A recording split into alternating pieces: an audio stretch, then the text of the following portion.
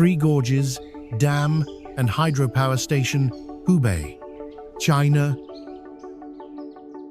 Three Gorges Dam is best understood as a project built around one massive question. Can a river as powerful as the Yangtze be controlled?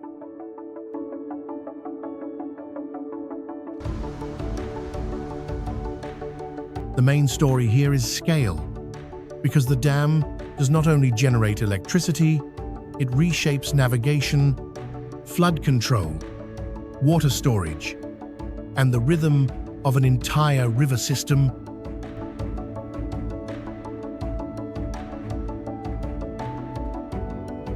Standing before it, the structure feels less like a building and more like a concrete horizon placed across moving water. Its turbines turn river force into power, while its reservoir changes the relationship between upstream mountains and downstream cities.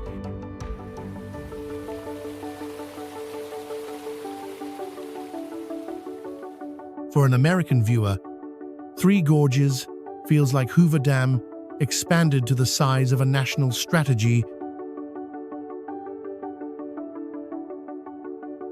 This megaproject proves that when humans control a river at this scale, they are not just building infrastructure, they are rewriting geography. Would you remember Three Gorges more for its power generation, its size, or the idea of placing a wall across one of the world's great rivers? Baihetan Hydropower Station, Sichuan, Yunnan, China. Baihetan Hydropower Station feels like China's next chapter in extreme hydropower engineering.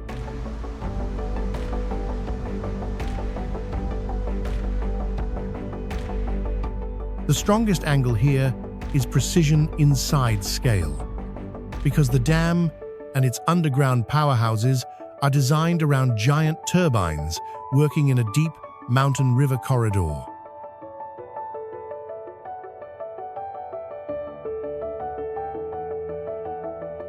Unlike older dams that impress mainly through mass, Baihetan feels like a machine carved into steep geology with extraordinary control.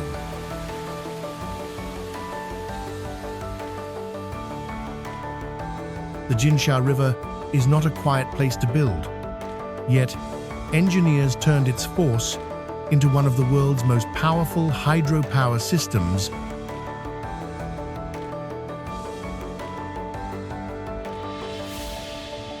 For an American viewer, Baihetan feels like a power plant hidden inside a canyon, where every tunnel, turbine, and concrete wall has to answer to pressure.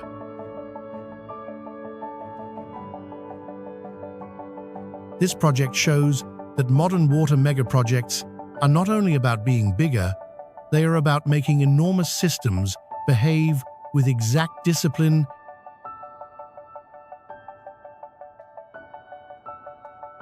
Would you be more amazed by Baihetan's dam wall, or by the hidden turbines working inside the mountain? Itaipu, Binacional Hydroelectric Plant, Brazil, Paraguay.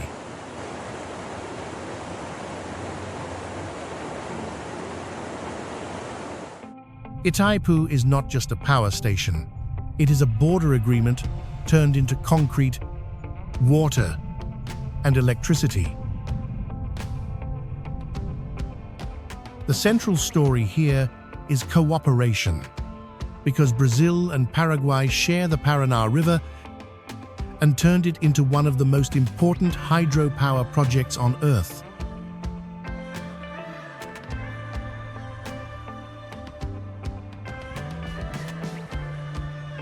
Every generating unit represents not only engineering, but also negotiation, balance, and the challenge of sharing a river between nations.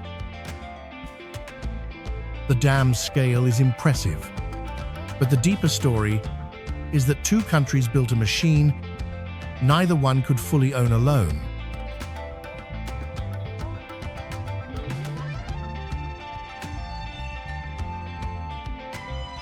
For an American viewer, Itaipu feels like a giant power plant and an international handshake built into the same wall. This project proves that water megaprojects can be political as well as technical, because rivers do not always follow the borders. Humans draw on maps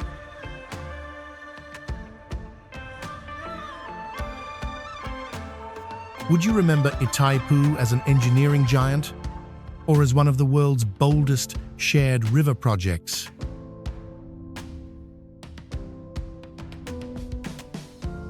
Grand Coulee Dam, Washington, United States.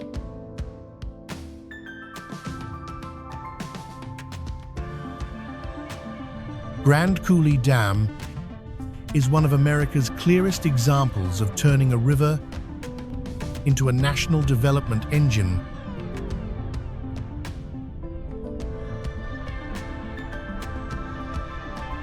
The strongest angle here is transformation, because the Columbia River was not only dammed for electricity, but also tied to irrigation, farming, industry, and the growth of the American West.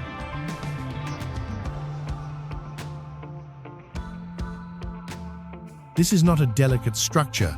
It is a massive concrete machine built to convert water into power and dry land into productive land.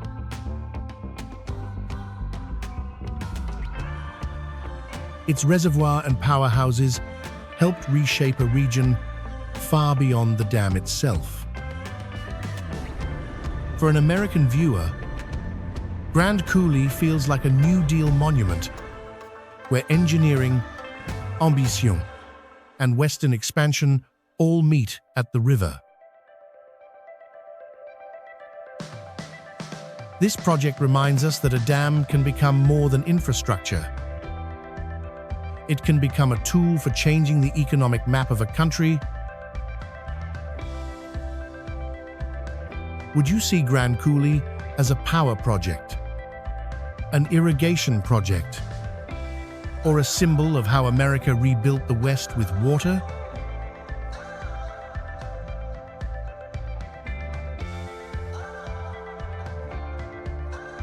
Robert-Bourassa Generating Station, Quebec, Canada.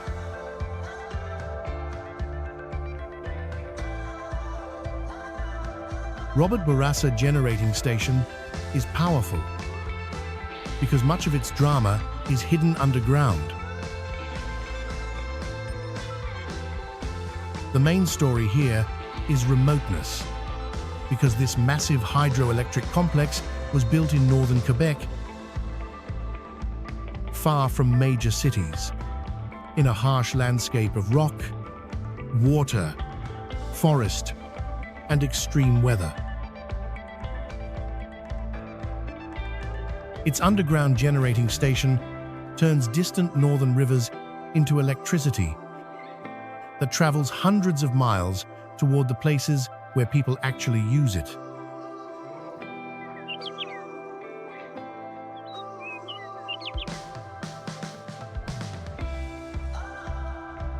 That distance makes the project feel almost invisible to everyday life, even though it helps support a major power system. For an American viewer, it feels like a power plant built at the edge of the map, then connected back to civilization by roads, transmission lines, and determination. This Canadian megaproject proves that some of the most important water machines are not where the cities are, but where the water is.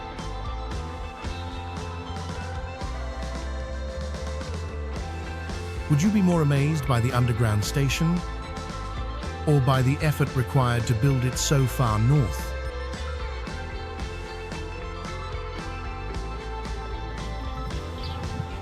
Kariba Dam and hydroelectric scheme, Zambia, Zimbabwe.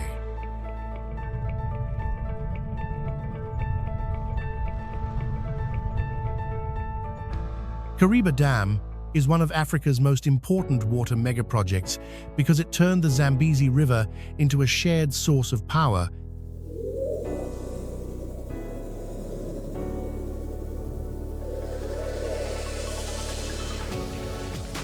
The central story here is dependence, because Zambia and Zimbabwe both rely on the reservoir and hydropower system in ways that make water levels a national concern.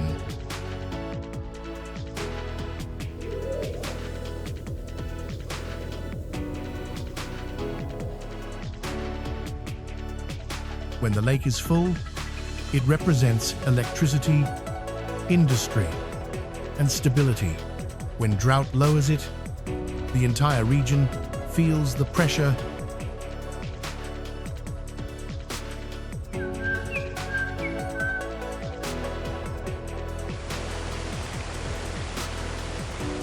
That makes Kariba more than a dam. It is a reminder that hydropower depends not only on engineering, but on rainfall, climate, and river health.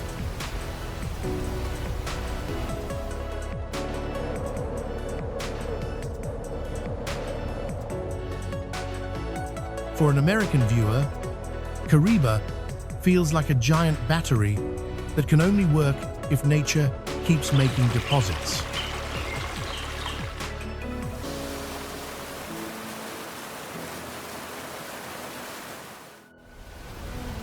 This project shows that controlling water is never a one-time victory because every dam still depends on the sky.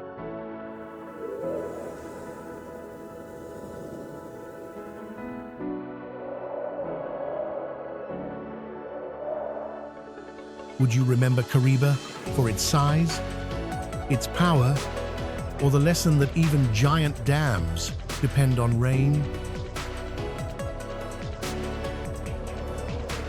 Hoover Dam and Power Plant, Nevada, Arizona, United States.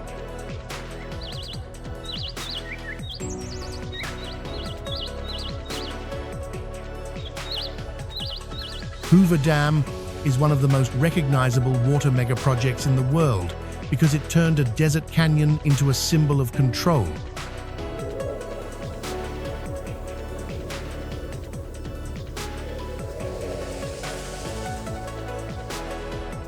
The strongest angle here is desert power, because the dam holds back the Colorado River and created Lake Mead in a region where water means survival.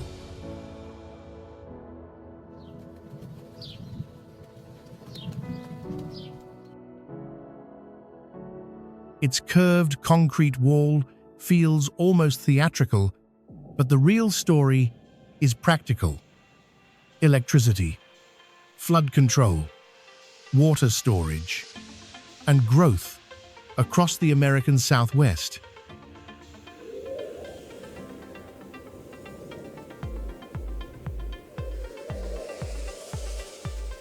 For decades, Hoover represented confidence that engineering could make dry places bloom.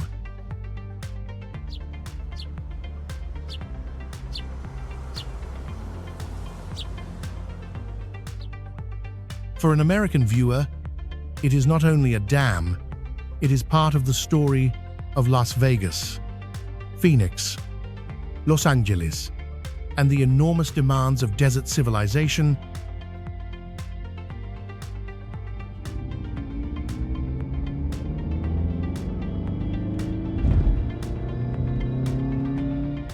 This project proves that water megaprojects can create cities, but they also create long questions about how much a dry region can ask from one river.